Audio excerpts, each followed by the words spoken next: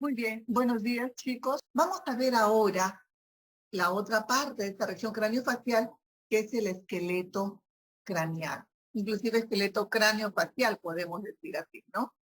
Sabemos, sabemos que estos huesos de la región craneofacial se dividen en dos. En el neurocráneo porque protegen, estos huesos protegen al encéfalo, y en el viscerocráneo, que son los huesos que se encuentran en la cara. Todos los huesos no cumplen la misma función, colegas. Hay huesos que cumplen fundamentalmente una función de soporte y otros una función de protección.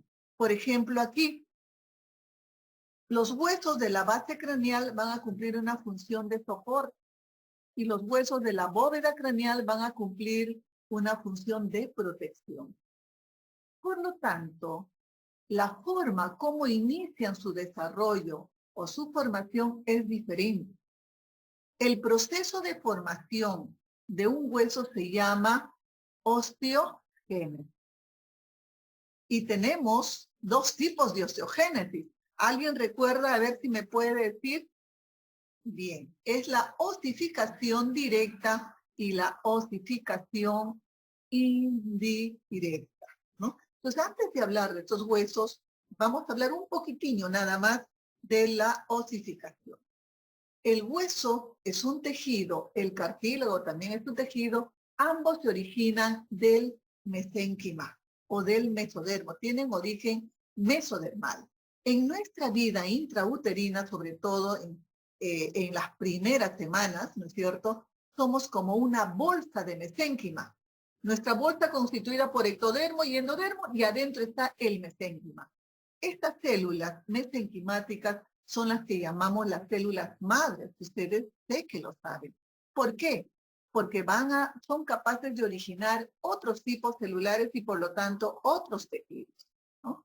Entonces, en este mesénquima es donde se va a desarrollar los huesos de esta región craneofacial.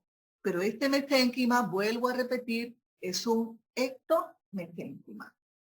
¿Por qué decimos que es osificación directa? Porque el hueso, miren, esta es una espícula ósea o una trabécula ósea que se está formando dentro de este tejido mesenquimático, ¿no? Es un tejido mesenquimático embrionario, tejido conectivo embrionario. Y estas células, miren, se diferencian. Estas células mesenquimáticas se diferencian directamente en osteoblastos. Y los osteoblastos secretan la matriz ósea. Y al secretar su matriz ósea, miren cómo van a quedar atrapados dentro de su propia matriz. Ahora, estas células que eran los osteoblastos van a tomar el nombre de osteocitos. Y los osteocitos ya no secretan matriz ósea. Entonces, ¿cómo crecerá mi hueso? Porque nuevo grupo de osteoblastos se van a diferenciar a partir de estas células mesenquimáticas y depositarán otras capas de matriz ósea en la superficie de este huesito que se está formando. Quedan atrapados los osteocitos, se diferencian otro grupo de osteoblastos y formarán otra capa de matriz ósea. Es así como este hueso va a crecer. El hueso crece por aposición, ¿no? Y la aposición ósea, chicos, se da durante toda nuestra vida, ¿no? Durante toda nuestra vida. Pero a su vez también se va reabsorbiendo. Esa es la fisiología ósea, aposición y reabsorción. Eso es lo que se denomina remodelación ósea. Bien, entonces, la osificación directa, membranosa o intramembranosa se llama así, ojo, porque el hueso se forma directamente del mesénquima, directamente. En cambio, en la osificación indirecta o endocondral, miren, se va a formar también en este mesénquima, las células mesenquimáticas se van a diferenciar en condroblastos. y me van a formar previamente un modelo cartilaginoso, ¿no? Y luego este modelo cartilaginoso va a ser reemplazado por hueso. Por eso se llama osificación indirecta o endocondral, porque previamente a la formación del hueso se ha formado un modelo cartilaginoso. Que luego, ojo, el cartílago no se transforma en hueso, sino que va a ser reemplazado por un hueso. Por eso es osificación indirecta y endocondral. La pregunta sería, ¿y por qué es que la célula mesenquimática se diferencia en condroblasto? ¿Por qué no en osteoblasto, en estos huesos? ¿No? Porque el condroblasto se va a diferenciar en un medio hipóxico, en un medio con baja vascularización. Por eso es que el medio en que se encuentra determina la diferenciación de la célula. En un medio vascularizado, rico en oxígeno, se diferencia en osteoblasto. En un medio con baja vascularización, baja oxigenación, o sea, un medio hipóxico, se diferencia en condroblasto. ¿Quiénes se forman por osificación indirecta o endocondral? Los huesos largos, ¿no? Aquellos huesos que van a soportar presión desde su formación. En cambio, aquellos huesos que van a proteger tienen una osificación directa. Por eso los huesos de la bóveda craneal, del maxilar, no soportan ningún peso durante su formación ni durante toda su existencia. Solamente protegen, por eso tienen osificación directa. En cambio, nuestros huesos largos, el fémur, la tibia, qué sé yo, hasta las falanges, pero las falanges que soportan, por supuesto, la presión que hacemos nosotros con nuestras manos, están soportando presiones, tienen osificación indirecta. ¿Y por qué tienen osificación indirecta? Porque el hueso no soporta presiones. Las presiones producen reabsorción. ¿Está claro eso, chicos?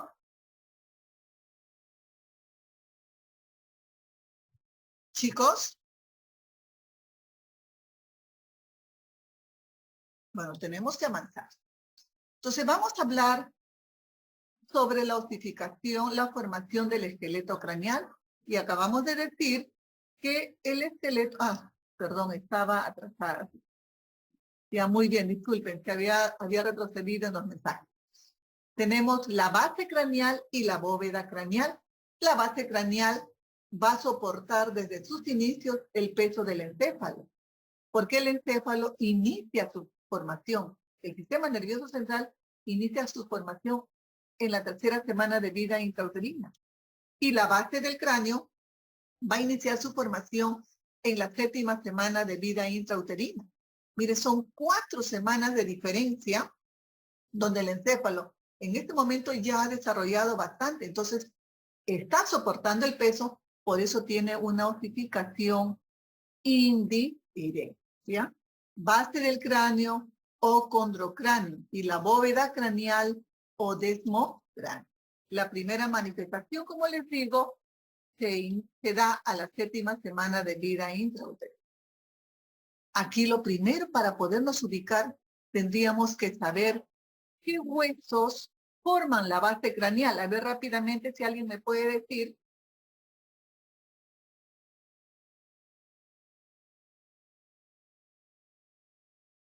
Parte del occipital, esfenoides, ¿qué más? Frontal, parte del temporal y el etmoides. Muy bien, todos ellos, ¿no? Etmoides, esfenoides, parte del occipital y hacia los lados laterales, el temporal, ¿sí? Primero se van a formar cartílagos mediales. Tenemos nosotros, el primero en formarse es el cartílago hipofisiario. Y el hueso que está en relación, hipofisiario, ¿por qué? Porque está en relación con la glándula hipófisis. Y el hueso que está en relación a la glándula hipófisis es el esfenoide.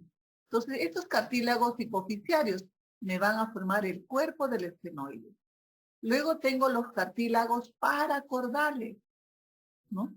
Que me formarán parte del occipital que está participando en la formación de la base. Y aquí tenemos los omites, que también me formarán cartílagos, que se unirán a este cartílago para acordar.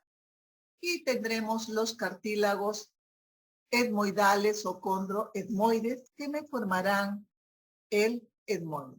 Entonces, primero, aquí simplemente que en la formación de la base del cráneo se inicia a la 7ª semana de vida intrauterina, tiene una osificación indirecta y lo primero que se forman son cartílagos mediales, ¿no? Miren, estos son los cartílagos mediales y luego aparecen los cartílagos laterales. Recordemos, el cartílago hipofisiario solamente me va a formar el cuerpo del esfenoide, y el esfenoide tiene, parece un murciélago, tiene alas menores y alas mayores. Por eso es que aparecen los cartílagos órbito-esfenoidales, que me formarán las alas menores. Órbito, ¿por qué? Porque participan en la formación de la cavidad orbital. Los aliestenoides o temporestenoidales, que me formarán las alas mayores. Y luego, a los lados laterales de este cartílago, ahora llamado cartílago basal, se forma el cartílago de la cápsula óptica. Aquí hay un error, no lo puedo borrar. Es óptica, de oído, no óptica. Miren, siempre hay errores, por eso es que hay que tener mucho cuidado al tener, ¿no? Al leer cualquier información en internet, ¿no? Es cápsula óptica, que me va a formar la parte del temporal que participa en la formación de la base craneal. Miren, aquí tenemos esfenoides, etmoides, occipital, parte del occipital y parte del temporal. Luego, estos cartílagos, ¿no?, se van a unir para formarme la base craneal. Y la base craneal, colegas, está formada ya al 3er mes de vida intrauterina. Miren, empezó a la 7ª y al 3er mes ya tenemos nuestra base craneal, ¿no? Etmoides, miren todo el esfenoide, a las mayores, a las menores. El cartílago basal, que me formará el vacío occipital, y los cartílagos de la cápsula óptica, que me van a formar la región petrosa del temporal. Este cartílago, miren, crece hacia atrás, se encuentra con la médula espinal, lo bordea y me forma el agujero occipital, ¿sí? Miren, hay fusión, pero la fusión no es continua, chicos, porque del encéfalo están surgiendo los pares craneales. Y los nervios nunca andan solos, van acompañados con su vena, con su arteria. Por eso es que se interponen en la fusión, y esa es la causa por la cual en la base craneal tenemos hendiduras, tenemos agujeros, tenemos conductos, ¿no? Por la interrupción de los pares craneales en la fusión de los cartílagos que conforman la base craneal. Ahí les pongo algo de teoría.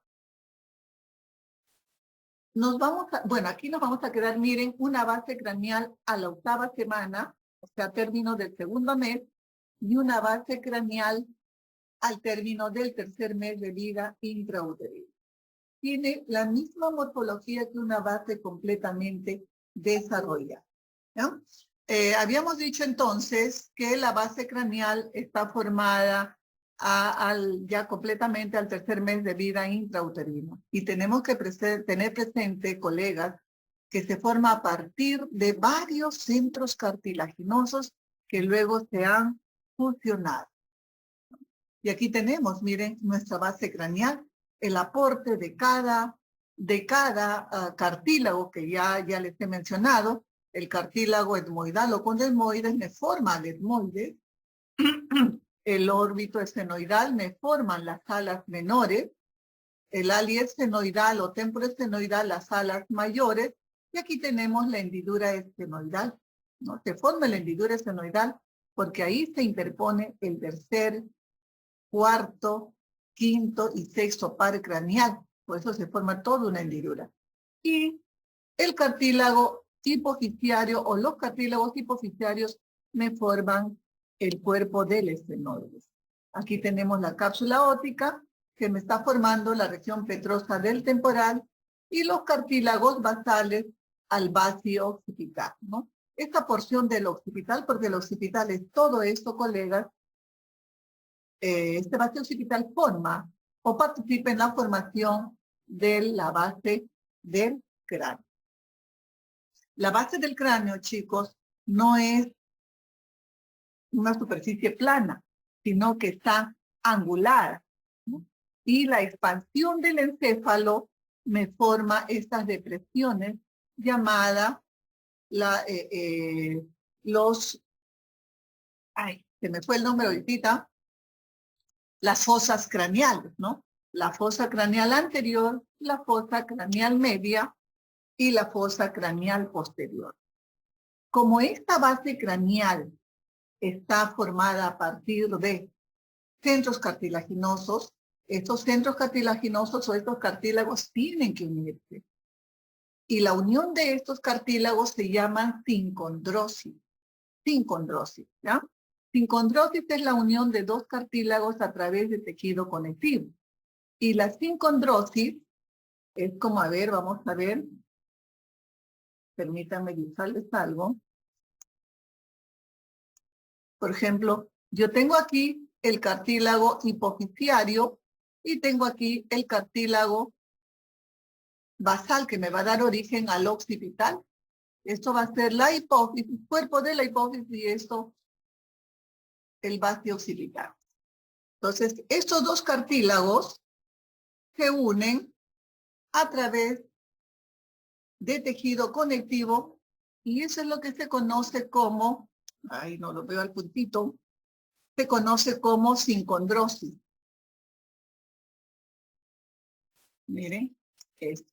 Y esta sincondrosis, miren, tercer mes de vida intrauterina es una base sumamente pequeñita, tiene que crecer y lo hace pues ayudado por esta sincondrosis. Esta sincondrosis es un tejido conectivo embrionario, células mesenquimáticas, diferenciarán nuevos condroblastos y van a formar cartílago. Por eso es que mi base craneal puede crecer, ¿no? Entonces, la sincondrosis influyen en el crecimiento de la base craneal. Y nosotros tenemos unidos huesos de la cara a mi base craneal, que es el maxilar, una unión íntima, digamos, pero también a nuestra mandíbula a través del cóndilo, ¿no? A través de la articulación temporomandibular. La mandíbula no está unida fijamente a la base craneal, sino que su conexión es a través de esta articulación temporomandibular. De tal manera que cuando mi base craneal crece, va a desplazar, a empujar a mis maxilares, tanto maxilar como mandíbula. Por eso decimos que la base craneal influye en el crecimiento de la cara o en el crecimiento de los maxilares. Miren, los desplaza. Y es un crecimiento por desplazamiento secundario, se llama eso, ¿no? Un hueso, no solamente en este caso de la región craneofacial, no crece solamente porque se deposite más hueso en su superficie, sino que va a crecer también porque el crecimiento de otra zona o de otra región o de otro hueso lo va a desplazar. Eso es lo que se conoce como desplazamiento secundario. En este caso, la base craneal influye en el crecimiento de los maxilares por desplazamiento secundario y en consecuencia, pues, estamos hablando, o estaríamos hablando que influye en el crecimiento de la cara. La bóveda craneal, y por si acaso, porque es una pregunta importante, diría yo, la sincondrosis que participa o influye en forma muy importante en la cara es la sincondrosis esfeno-occipital. Justamente esto es lo que estoy hablando, ¿no? Este es el esfenoides y este es el occipital. Esta sincondrosis esfeno-occipital influye en el crecimiento de la cara. hasta aproximadamente los 15 o 16 años de edad. Muy bien, los huesos de la bóveda craneal. ¿De qué tipo de osificación tendrán, chicos? A ver, los huesos de la bóveda craneal.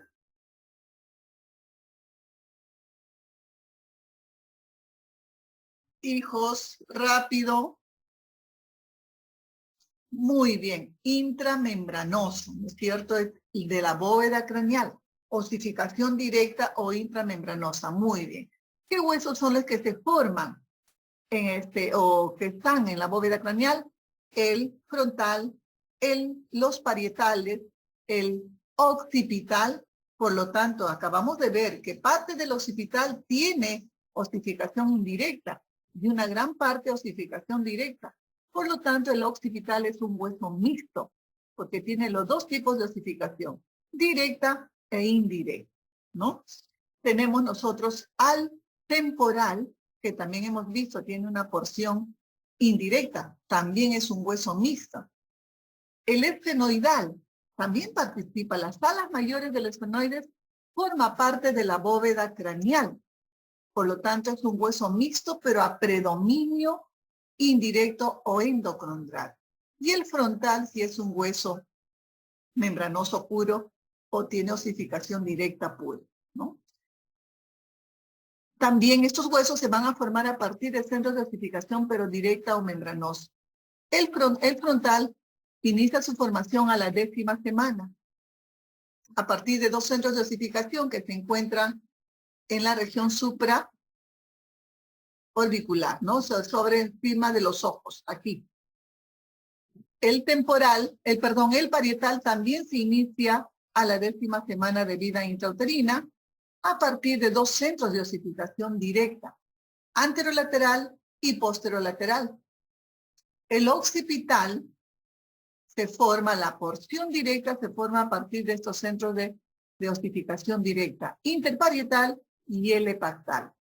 Esto aparece aproximadamente al 3er mes, mientras el parietal inicia su formación a la 10ª semana.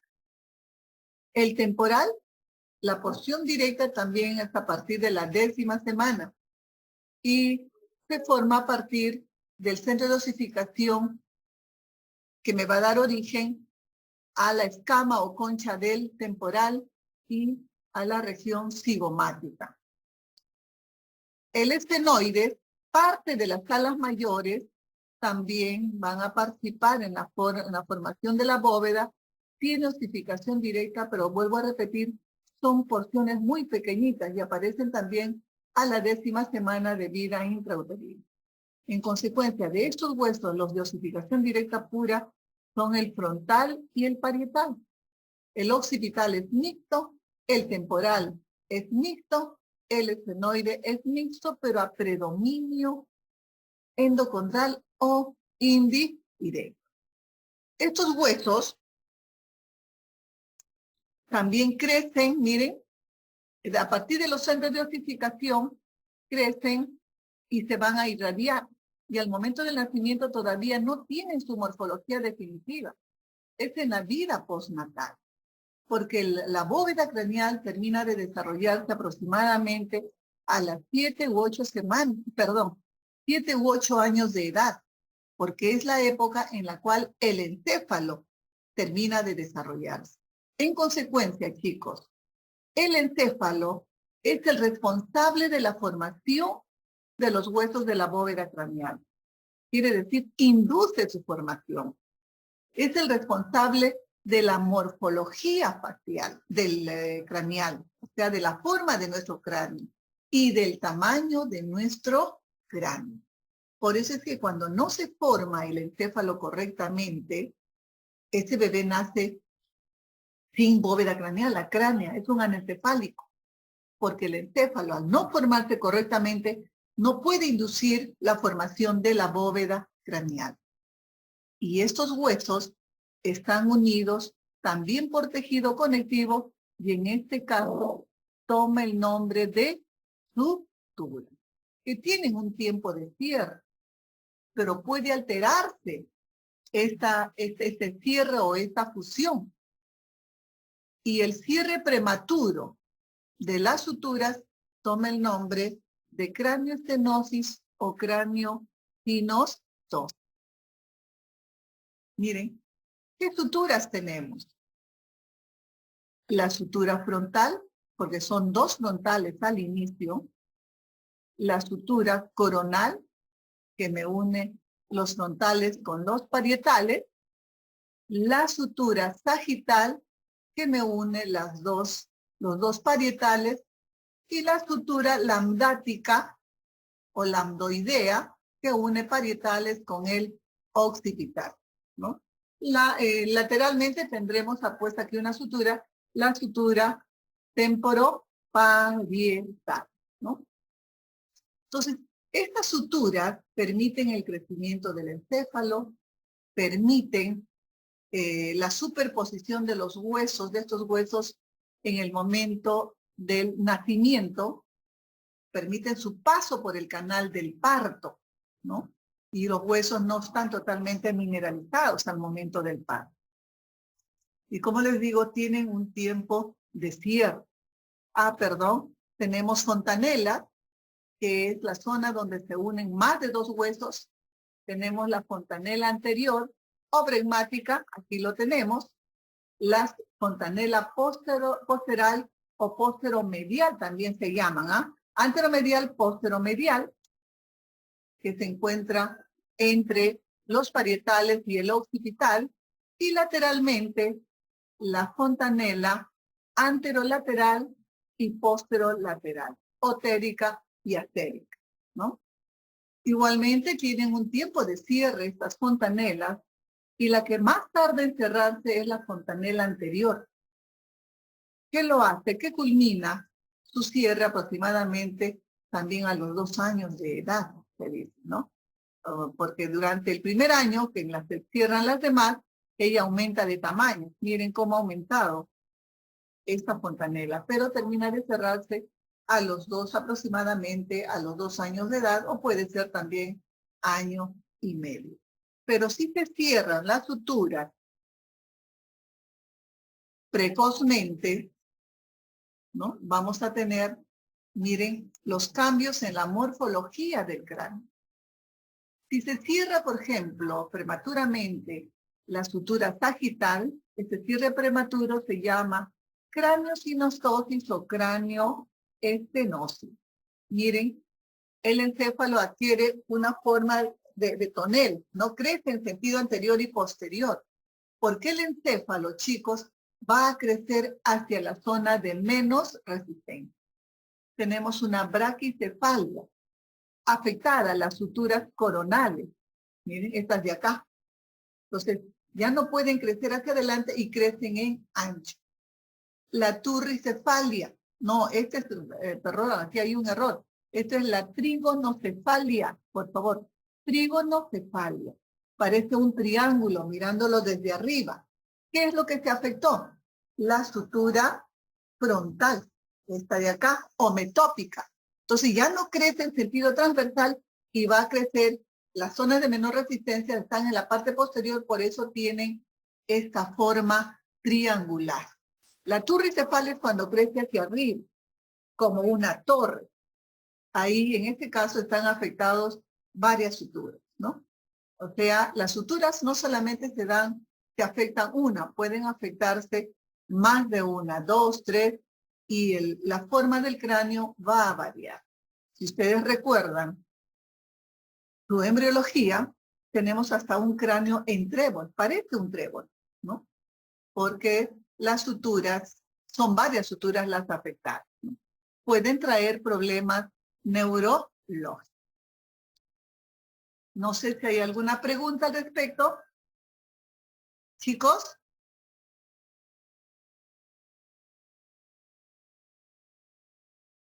Hola.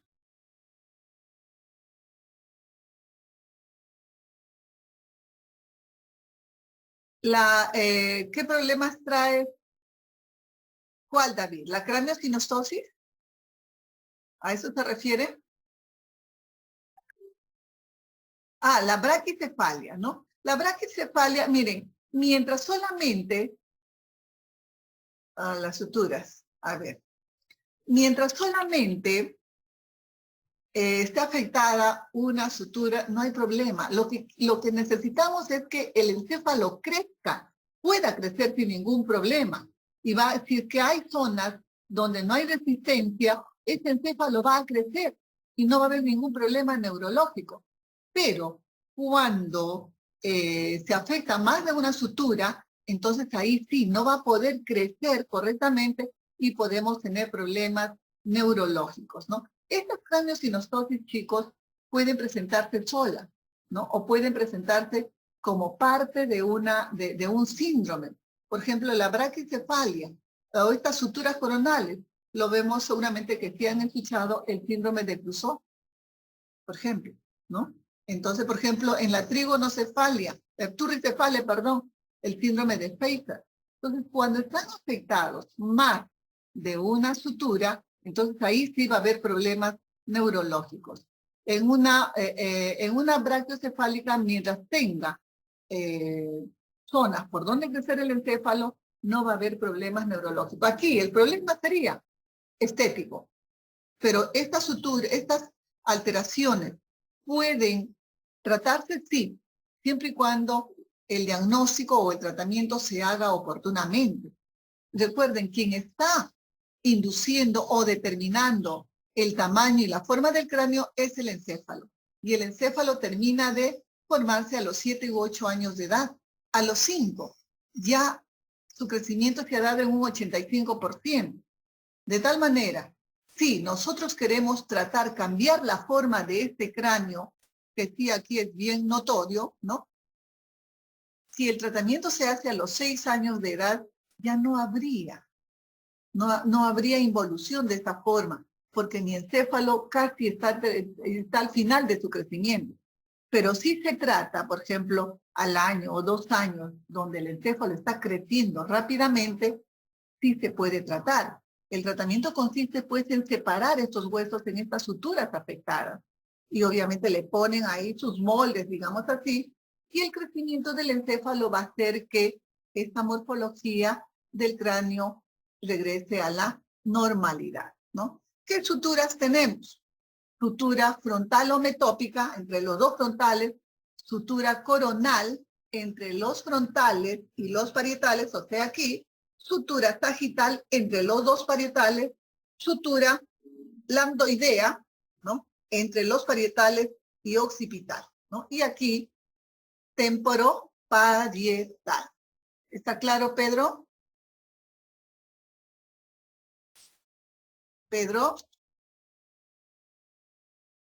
muy bien. Ah, ¿cómo se puede hacer un diagnóstico temprano de una craneosinostosis? Sí, miren, por ejemplo, el que es fácil, creo yo, de determinar así clínicamente inclusive, es la trigonocefalia. Porque cuando se cierra esta sutura frontal, aquí al pasar la manito se nota una línea como una quilla. Entonces, eso es claro, eso es fácil de diagnosticar. Probablemente el cráneo en forma alargada, póstero anterior, eso de repente lo vamos a ir viendo conforme va creciendo. Pero si desde ya, porque el crecimiento no se hace en la vida postnatal, sino desde la vida intrauterina ya está creciendo.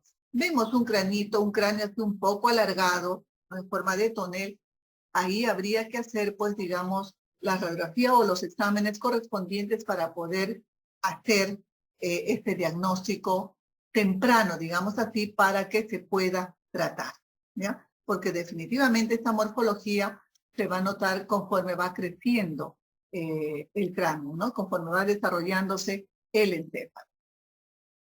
Muy bien, vamos a hablar entonces ahora sobre los maxilares rápidamente, tanto del maxilar como el de la mandíbula, y ya hemos dicho que, a ver, yo creo que a estas alturas sí me pueden responder. ¿Qué procesos participan en la formación del maxilar?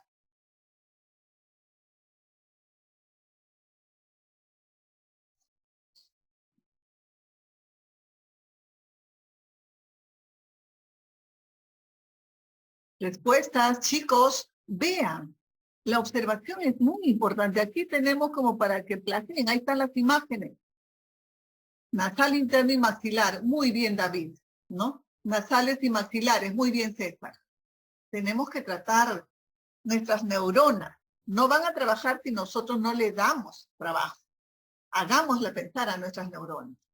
Entonces, sí es cierto, aquí lo tenemos. Estos son procesos maxilares y esta parte de acá son los procesos nasales internos o nasomedianos. O simplemente, miren aquí, ya se están fusionando, miren claramente, ¿no? O simplemente proceso globular, segmento intermaxilar o segmento intermaxilar y procesos maxilares. Son ellos los que intervienen en la formación del maxilar y en la mandíbula el proceso mandibular. No. Nasal externo no, Richard. Nasal externo, Richard, solamente forma las alas de la nariz, nada más. No interviene en la formación del maxilar, ¿ya? Muy bien. ¿Cuándo inicia? Aquí tenemos, miren, segmento intermaxilar me forma la premaxila, aunque algunos no están de acuerdo con esta nominación, ¿no? Es parte del maxilar que contiene a los 4 incisivos, ¿no? Muy bien. Hablemos del maxilar rápidamente. Inicia su formación a partir de la sexta semana, inicio de la sexta semana de vida intrauterina. Y miren, es una vista lateral. Aquí tenemos al segmento intermaxilar y ese es el proceso maxilar. Entonces, mi maxilar se forma a partir de dos centros de osificación directa o indirecta, chicos.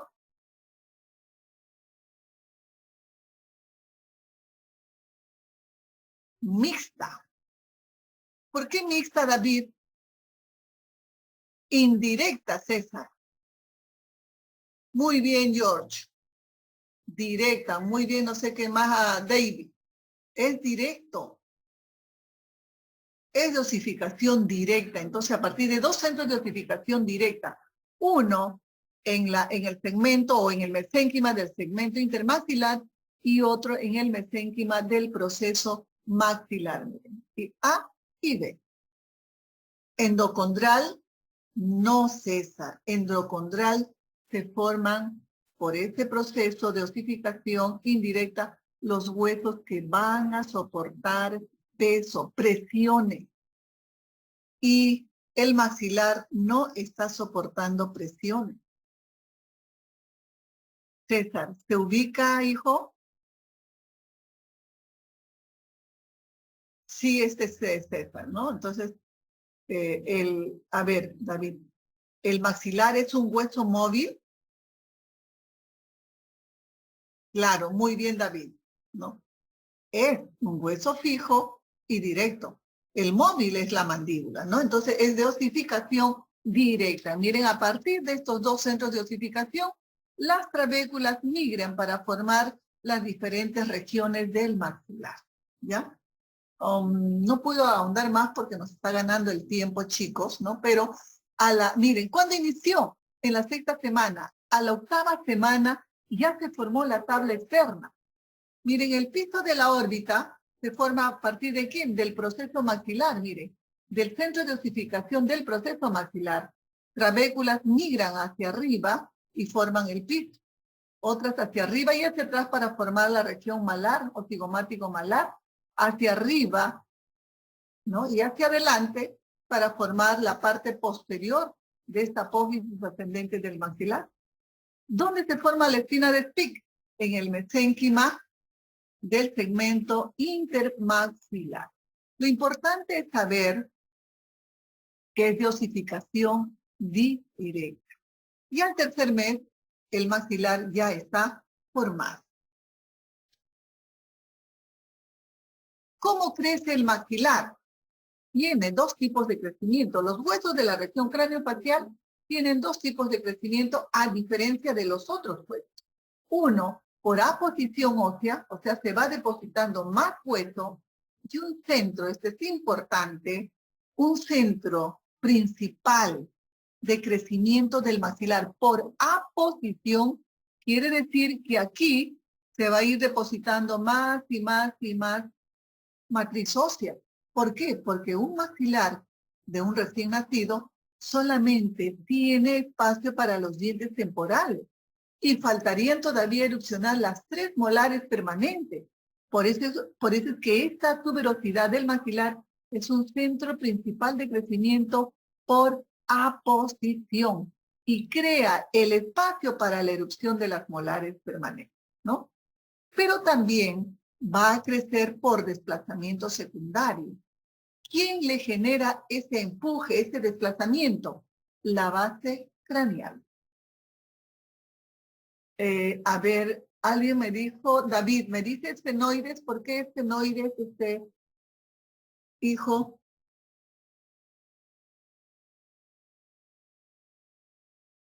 Tiene tendencia.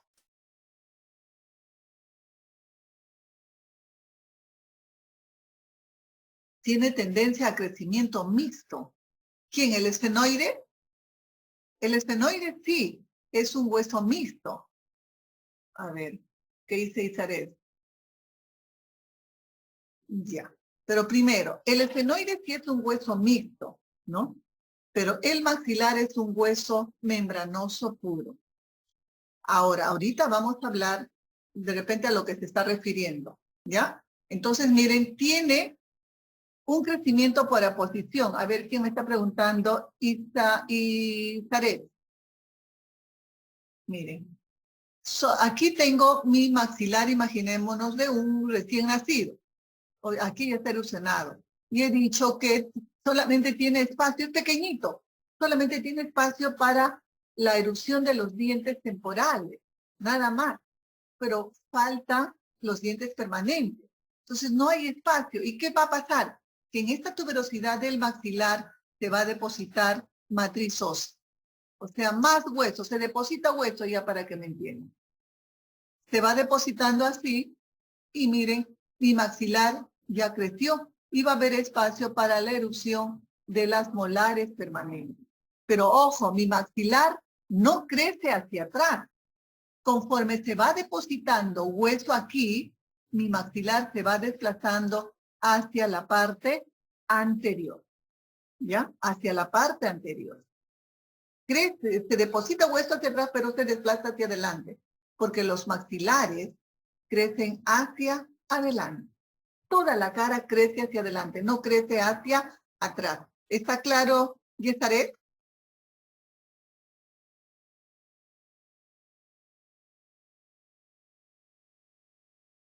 Yesaret.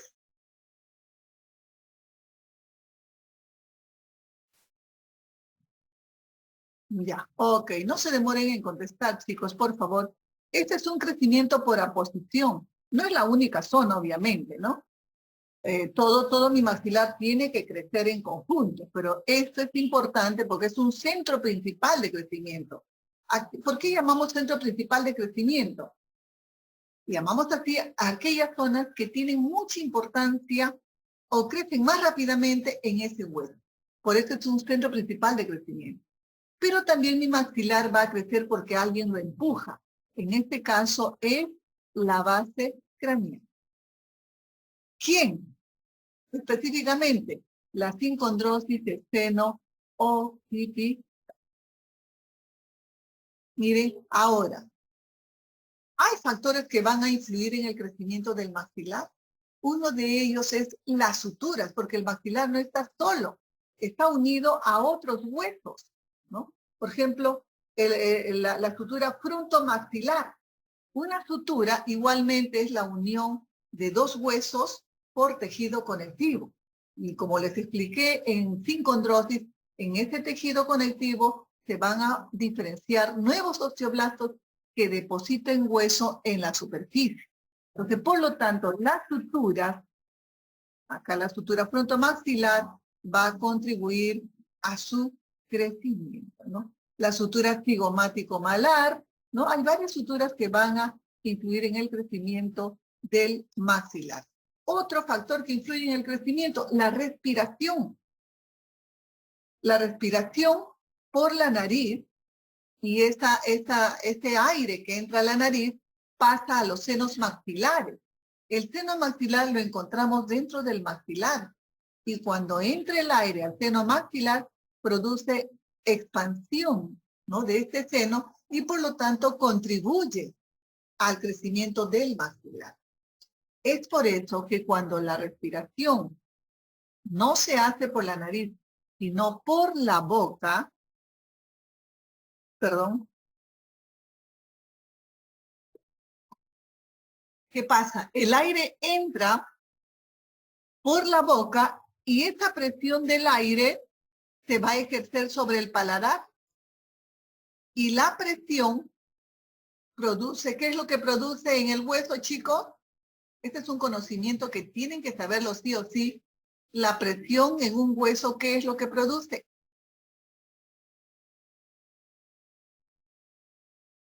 Reabsorción, muy bien, reabsorción. Entonces aquí se va a producir reabsorción y en el lado contrario, en la cavidad nasal, aquí se va a depositar apófisis, se va a producir aposición ósea, ¿no? Por lo tanto, la cavidad nasal no va a crecer. Y mi paladar, como se produce reabsorción, se va a volver ojival. De ser un paladar así ligeramente ojival, ahora se va a volver un paladar profundo, por efecto de la presión del aire. Y va a tener pues cambia, la respiración bucal cambia la morfología del maxilar.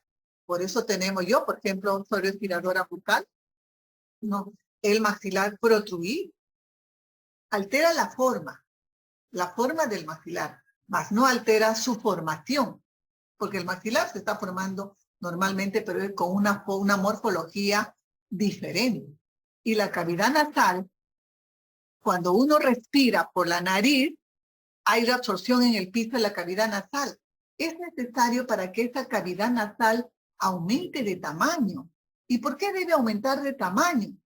Porque nuestro sistema respiratorio, nuestro pulmón, chicos, termina de formarse recién a los 7 años de edad. Entonces, a los 7 años de edad, sus requerimientos de aire son mayores. Por eso es que la cavidad nasal es necesario que aumente de tamaño. Pero si respiramos por la boca por presencia de adenoides, mi cavidad nasal no va a crecer, por lo tanto no somos capaces de satisfacer los requerimientos pulmonares y respiramos por la boca. Por eso es que la extirpación de las adenoides no es suficiente para cambiar la respiración. Tiene que haber una rehabilitación de este niño, ¿no? Debe enseñársele a respirar por la nariz. Si no, no va a cambiar. Lógico, la cirugía ortognática yo tendría que hacerme, ¿no? O habérmela hecho ya a estas alturas, ¿para qué? ¿No? En este caso ya tendríamos que hacer otro tratamiento, ¿no? Pero si se elimina la causa, por eso los diagnósticos deben ser prematuros, precoces, para que realmente haya como le decimos, una involución de esa alteración, ¿no? Los hábitos, si se eliminan los hábitos tempranamente, no hay necesidad de aparatología, ¿ya? Muy bien, entonces, por eso ahí está, no sé, alguien había preguntado, el paladar profundo es como consecuencia de la respiración bucal, ¿no? Ya que no podemos, algo debe impedir la respiración por la nariz. Y veamos ahora el desarrollo de la mandíbula. Para hablar de la formación de la mandíbula, se divide en diferentes zonas, porque cada zona tiene, me olvidé, por favor, disculpe. El otro factor que influye en el crecimiento del maxilar es la erupción dentaria, ¿no? Porque al erupcionar las piezas dentarias, aportan el hueso alveolar, que ya hablaremos después, ¿no? Entonces, el hueso alveolar se une, se suma al hueso formado en los procesos faciales. Por eso es que cuando hay una extracción de todas las piezas dentarias, una anodoncia, ¿no es cierto?, se reabsorbe también el reborde. Eso ya lo saben ustedes. ¿Qué cosa es lo que se está reabsorbiendo? El hueso alveolar, que lo formó el propio diente, el germen dental. No está él, se va también él, ¿no? ¿Y qué es lo que queda? El hueso formado en los procesos faciales. Muy bien. Entonces lo dividimos en el cuerpo mandibular, en la rama mandibular, en la región sincicial y en las apófisis alveolares. Hueso alveolar, apófisis alveolar es lo mismo, porque tienen diferentes, o se originan de diferentes estructuras, ¿no? En cambio, en el maxilar, ¿quiénes están participando? Los procesos faciales y los dientes al erupcionar, ¿no? También se inicia al final de la sexta semana de vida intrauterina. Es un hueso mixto, no es un hueso membranoso puro, pero el cuerpo mandibular sí es de osificación directa, ¿no? Y se le llama yuxta paracondral. ¿Quién guiaba la formación de este cuerpo mandibular? Ya, un ratito, David. ¿Quién guiaba la formación de esta parte de la mandíbula? Cartílago de Meckel. Muy bien, ¿no? Dice, ¿cuál sería la diferencia entre una pérdida total por extracción, ¿no? y una anodoncia generalizada congénita? Yo le diría, a ver,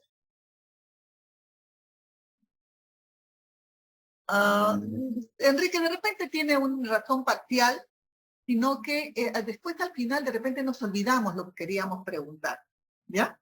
Pero si les molesta a ustedes me dicen y entonces hacemos las preguntas al final. Miren, la diferencia entre una anodoncia, digamos, genética y una anodoncia por extracciones, al final el resultado no sería lo mismo, no habría diferencia, solamente la causa, porque si ha sido en forma genética, no se forman los procesos alveolares y solamente se ha formado el hueso de los procesos faciales. Si extirpamos, extraemos todas las piezas dentarias, se va a perder también el hueso alveolar. La diferencia es que la pérdida del hueso alveolar, podríamos decir así, se va haciendo en forma paulatina.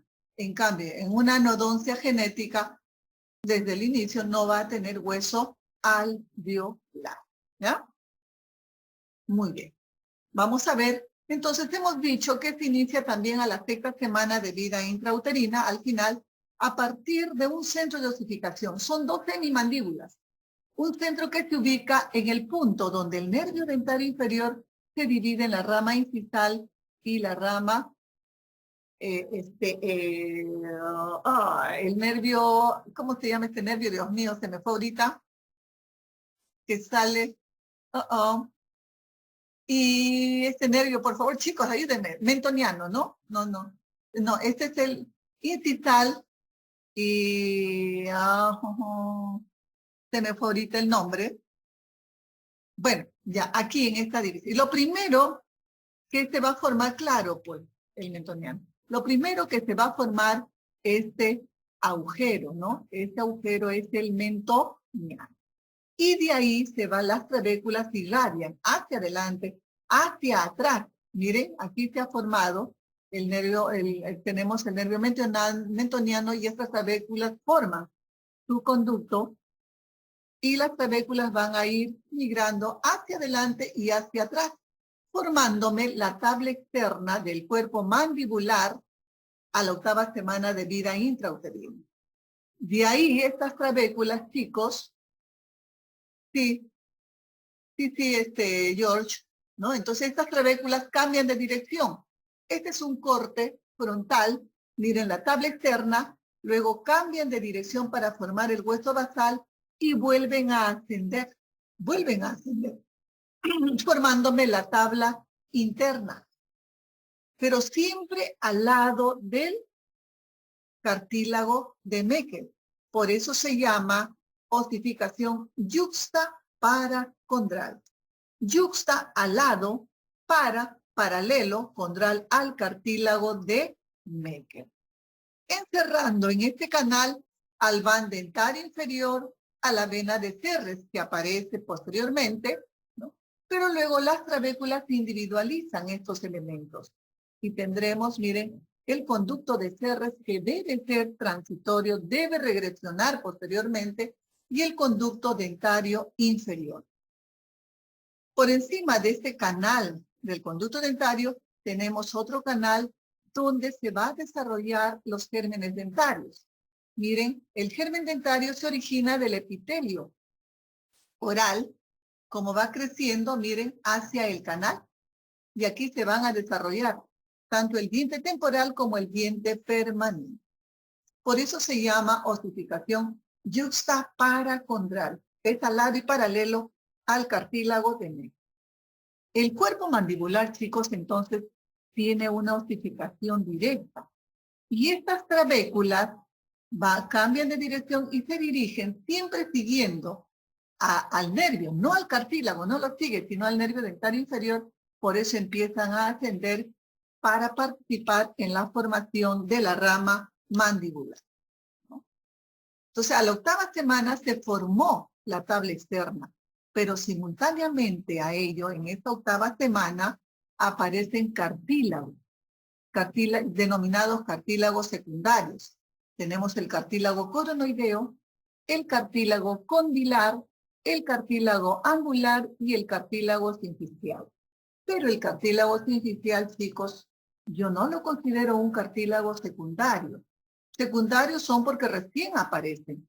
Este cartílago sinficial es un remanente del cartílago de Meckel, que quedaba en esta parte anterior, ¿ya? Por lo tanto, para mí sigue siendo un cartílago primario, no secundario, pero es cartílago sinficial. De estos cartílagos, los que regresionan, involucionan, es el cartílago coronoideo y el cartílago condilar. Entonces, solamente queda el cartílago angular, solamente quedan el cartílago condilio y el cartílago sinficial. Este cartílago condilar, chicos, crece hacia abajo. El cartílago va creciendo hacia abajo y se encuentra con las trabéculas que provienen del cuerpo hasta que toman contacto aproximadamente a las 14 semanas, o sea, 3 meses y medio. Y en este momento empieza la sustitución de este cartílago por hueso. Recuerden, en la osificación indirecta, el cartílago, el modelo cartilaginoso, va a ser reemplazado por hueso. Por lo tanto, la rama mandibular tiene una osificación mixta, indirecta, y esta porción es directa. ¿Ya? La pregunta es, miren, 3 meses y medio de vida intrauterina. ¿Cómo es que va a crecer entonces esta rama? Porque se sigue depositando cartílago en la superficie del cóndilo, ¿no? Por eso es que va a crecer. Por si acaso, el cartílago no solamente crece por aposición, chicos. El hueso solo crece por aposición, porque se pone más capas de hueso sobre su superficie. En cambio, el cartílago tiene un crecimiento aposicional, pero también tiene un crecimiento intersticial. Quiere decir que crece de adentro hacia afuera. ¿Por qué? Porque los condrocitos sí siguen secretando matriz cartilaginosa. En cambio, los osteocitos no. Los osteocitos no secretan matriz ósea, ya no siguen secretando, y es por eso que solamente tiene un crecimiento por aposición. Por favor, ¿eso está claro?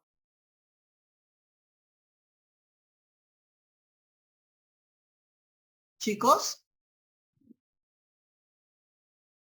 Ya, muy bien, ¿no?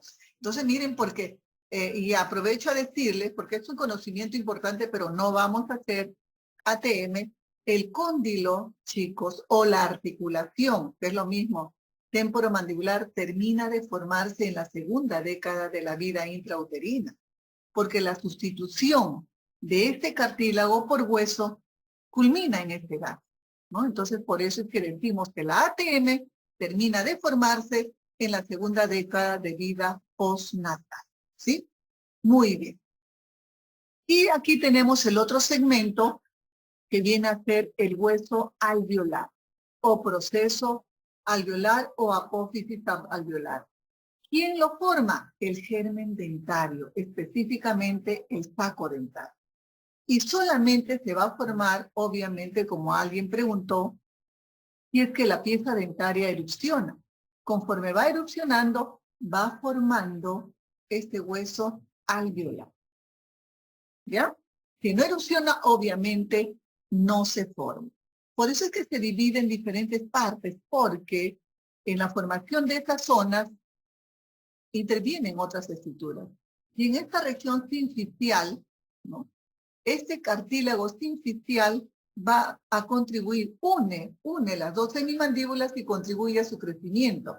Es más, recién cuando se cierra, que es aproximadamente los 2 años, unos dicen 2 años y medio, otros año y medio, cojamos la parte intermedia 2 años, recién entonces aparecen los huesecillos mentonianos, que se unen al mentón a los 2 años, imagínense. Quiere decir que un niño cuando nace no tiene mentón. La mandíbula de un recién nacido no tiene mentón. Aquí para que puedan ver el crecimiento de los maxilares, la erupción dentaria está contribuyendo al crecimiento, tanto del maxilar como de la mandíbula. ¿Se dan cuenta? La región función o el factor función, o sea, la respiración nasal, influye en el crecimiento del maxilar. Y en la mandíbula, ¿hay un factor función? Sí, son los movimientos mandibulares. Estos movimientos mandibulares que inducen al depósito de más cartílago en la superficie del cóndilo. Por eso ustedes saben, estoy segura, cuando ven, o sea, un diagnóstico temprano, que la mandíbula es muy pequeña, los profesionales, ustedes, pueden estimular el crecimiento. ¿Cómo? Colocándoles aparatos funcionales, aparatos que se mueven, ¿no? Que como la lengua es un órgano muy sensorial, la presencia de este aparato va a hacer que esté moviendo permanentemente la mandíbula. Y esos movimientos estimulan o inducen la formación de más cartílago en la superficie del cóndilo mandibular. Y si aquí crece, mi mandíbula, la dirección de crecimiento es hacia adelante y ligeramente hacia abajo. Entonces, al depositarse aquí, desplaza mi cuerpo mandibular hacia adelante y el cuerpo no está creciendo, es cierto, pero está induciendo el crecimiento de esta mandíbula y de repente de una clase 2, de una probable clase 2, puede el paciente tener un perfil recto, ¿ya? Entonces, el factor función en el maxilar es la respiración, el factor función en la mandíbula son los movimientos mandibulares. Y otro factor que estimula el crecimiento en el maxilar eran las suturas, pero en la mandíbula no hay sutura, pero sí tenemos uno, que es el cartílago sinficial. No es una sutura, no es una sincondrosis, se le conoce como unión fibrocartilaginosa. Entonces, esta unión fibrocartilaginosa en esta parte media contribuye a que mi mandíbula crezca en sentido transversal, ¿ya? Esos son los factores que influyen en el crecimiento de los maxilares. No sé si hay alguna pregunta, por favor. Los diastemas. Usted me está preguntando seguro o me quiere preguntar a qué se debe los diastemas, ¿no es cierto? Obviamente para que haya una buena posición dentaria, para que no haya espacios entre las piezas dentarias, tiene que haber una armonía entre el crecimiento de los dientes y de los maxilares. Si hay dientes pequeños, si los maxilares de un tamaño normal, va a haber diastema. O si los dientes son de tamaño normal, pero mis maxilares son pequeñas, va a haber más bien una malposición dentaria. Pero si los dientes son también de tamaño normal, pero los maxilares son muy grandes, van a haber diastema. Entonces, los diastemas es una discrepancia entre el tamaño de los dientes y el tamaño de los maxilares. Claro, pues puede haber también por una extracción dentaria, ¿no? Eso, la extracción prematura de piezas produce el desplazamiento de las piezas y se crean los diastemas. Entonces, ¿qué tipo de osificación tiene el maxilar? Intramembranosa o directa. Muy bien. Otro hueso de osificación directa es el vómer, ¿no? Que se encuentra en esta zona. Después, los huesos de la nariz, algunos son de osificación indirecta, ¿ya? ¿Y la mandíbula qué tipo de hueso es? Mixta, muy bien, de osificación mixta.